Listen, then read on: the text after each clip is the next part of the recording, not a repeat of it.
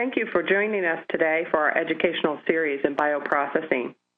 My name is Kathy Lawrence. I'm the Director of Marketing here at Metabolon. Our topic here today is employing metabolomics in cell culture and bioprocessing, gaining greater predictability, control, and quality. Our speaker today is our very own Dr. Kirk Beebe, who is our Director of Application Science. Kirk is going to review with us today and initially offer us a high level of introduction of the landscape and challenges involved in bioprocessing and cell culture. He's going to walk through the rationale for metabolomics as a key tool for addressing these challenges, followed by examples and case studies of how this approach has been used successfully. And then at the end, we'll make an introduction of how one can find out more information on specifics and key questions that may be addressed in the bioprocessing issues. Now over to you, Kirk. All right. Thank you, Kathy. So really, I want to start off by just making note that I think we all really appreciate that there are many escalating challenges in bioprocessing and biotherapeutics. And I've tried to summarize the key ones here with really at the top of this pyramid being the key drivers, patient and market drivers and demands, things like cost and access to these molecules, personalized medicine demanding more and more specific treatments and types of therapies, and then just the sheer market growth of biologics in general. So all of these things are really pushing the industry to respond in certain ways, and not limited to what I have here, but things like single-use, flexible manufacturing technologies, new products outside of just traditional MABs, and then higher producer predictability cell lines. And then in addition to just the industry responses, there's a whole host of measures that are designed or initiatives designed to support these demands, things like process analytical technologies and quality by design. But when you actually look at this and really consider what's at the foundation of all of that, at the foundation of all of that ultimately is having greater control of the system, greater predictability of the system, and then ultimately the quality output in the form of a high-quality biologic. So that's all fine and good. These are high-level ideas that we all accept, but really the question is how do we achieve that? What really is foundational to greater control, predictability, and quality?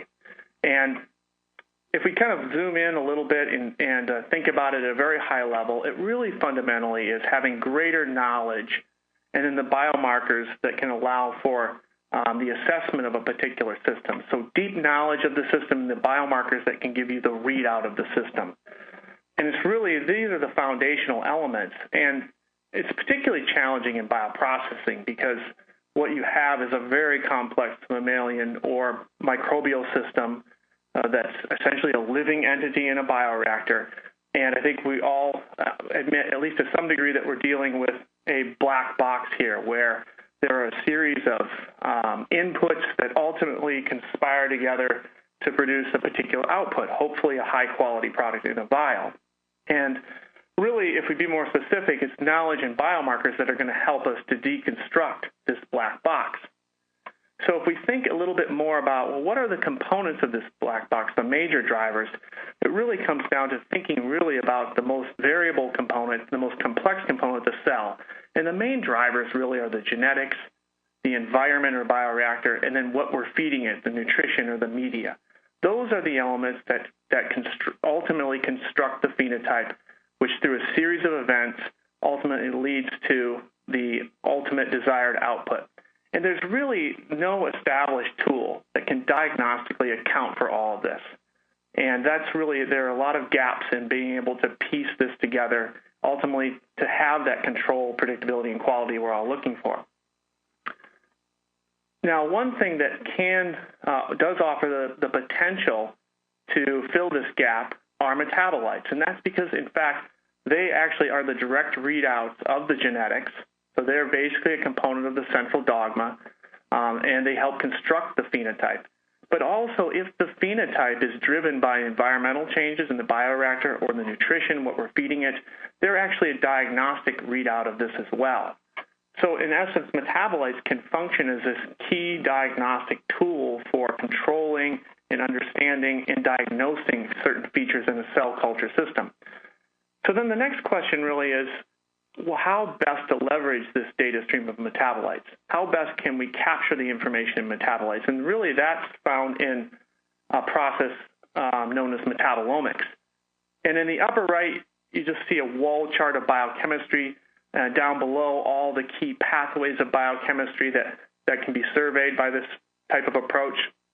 And these are all key pathways to driving critical cell culture attributes.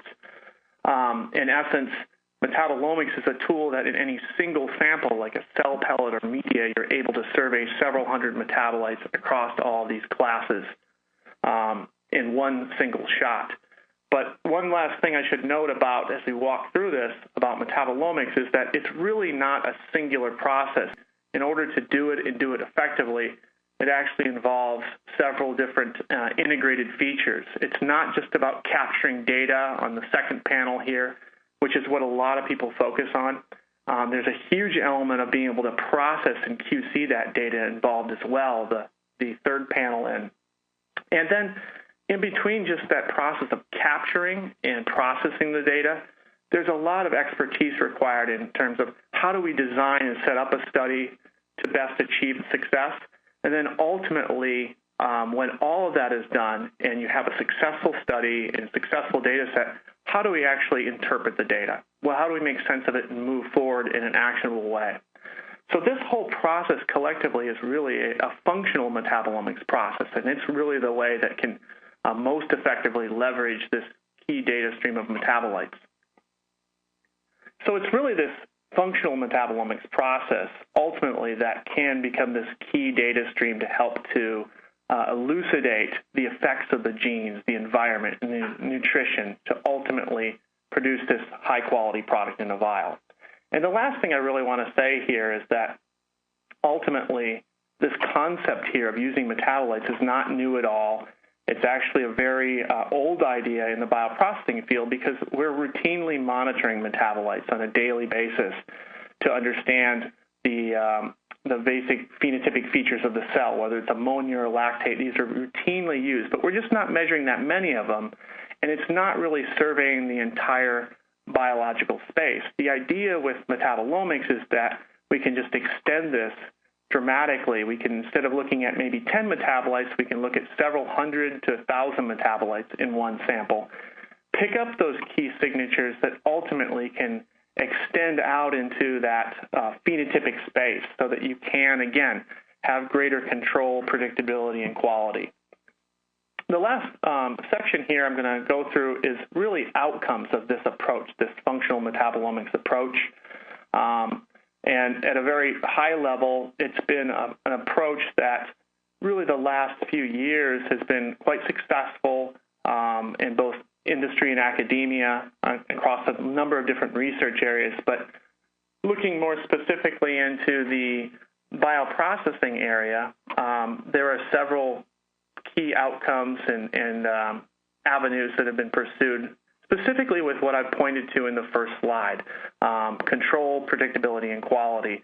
A lot of these questions that have been solved with functional metabolomics happen to revolve around product quality, where in essence there's an issue with product quality overlaying the functional metabolomic approach. A lot of insight is given, and these problems are often solved using this approach.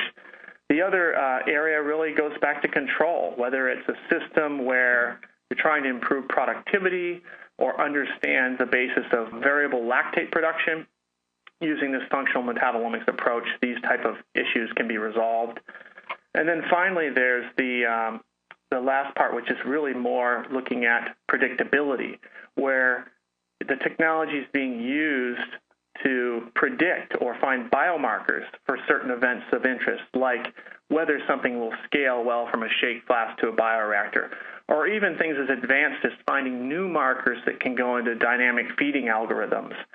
So if you look at this list, I think one thing that's important to note is that there's a combination of near-term solutions to near-term problems, and there's also infrastructure. And I think that's really a key to a lot of this, that ultimately when a metabolomic study is run through this functional approach, you often can acquire infrastructure at the same time you're solving near-term problems. And the one case study I'm going to walk you through today is a really nice example of that. This was a classic case where there was an antibody quality issue. A small process parameter change induced antibody quality changes. And essentially, what did they want to know? What was desired here to understand? What was the basis of it? Understand the mechanism behind it, so that strategies could be derived for correcting it, and also biomarkers for tracking or monitoring product quality. So that was the idea. We have an antibody quality change. How can we understand more, and how can we find biomarkers to react to it? So it was a fairly straightforward approach. Actually, just profile the cells and media across the various process days with metabolomics of both a test case that had product quality issues and a control case. And in the end, it was really, again, just to summarize, it's about why is this occurring? You have a small process parameter change resulting in a meaningful output change. Why is it occurring? How can we control it? And what does it mean for the big picture? So just to summarize this, a metabolomic screen was done. Over on the left, you see a heat map, and this is just representing a large number of metabolites from this study. And you're looking at across the x-axis, you're essentially looking at time and abundance levels of metabolites in the case versus the control, or the case with product quality issues versus the case with high product quality. So in statistically looking at all this data, it really was rendered down to a single pathway that was affecting product quality. And here's one marker from this pathway showing that it's very different between the impaired product quality case in blue and the desirable case in red. And essentially what this allowed the investigators to do is to zero in on that pathway to ultimately develop a new feed that remedied the product quality issue. But as you can see here, they also had a biomarker for this event now. So really just to summarize that, by doing this study, they were able to vastly reduce their design space to just focusing in on that pathway, and they were able to solve the product quality issue. So that was the near term. The longer term is that there are three key aspects that now are part of their infrastructure. They know that this pathway is actually coupled to product quality, and they actually know it also becomes particularly stressed in this particular host cell line. They also know that they now have a specific remedy for when this stress occurs, and they have a biomarker that can allow them to track this and also respond to it. So this really is just an example that illustrates, again, how you have near-term benefits and also you can build infrastructure with the approach. So just summarizing, this functional metabolomics approach ultimately can be a process for removing a bit of this black box, building more knowledge into the processes of the future, ultimately gaining better predictability, control, and quality. And I think going back to the first slide, we're going to require more knowledge and better biomarkers to ultimately build and meet these demands of the biologics, biotherapeutics industry in the future. And I'll turn it back over to you, Kathy. Kirk, thank you.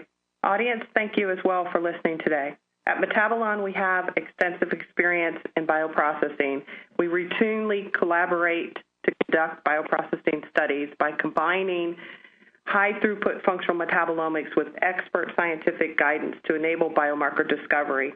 There are many applications in bioprocessing not discussed here today, but we are happy to provide further examples of the effectiveness of utilizing metabolomics in bioprocessing, or engage at any time in a no-charge consultation to address unique challenges and concerns. Thank you.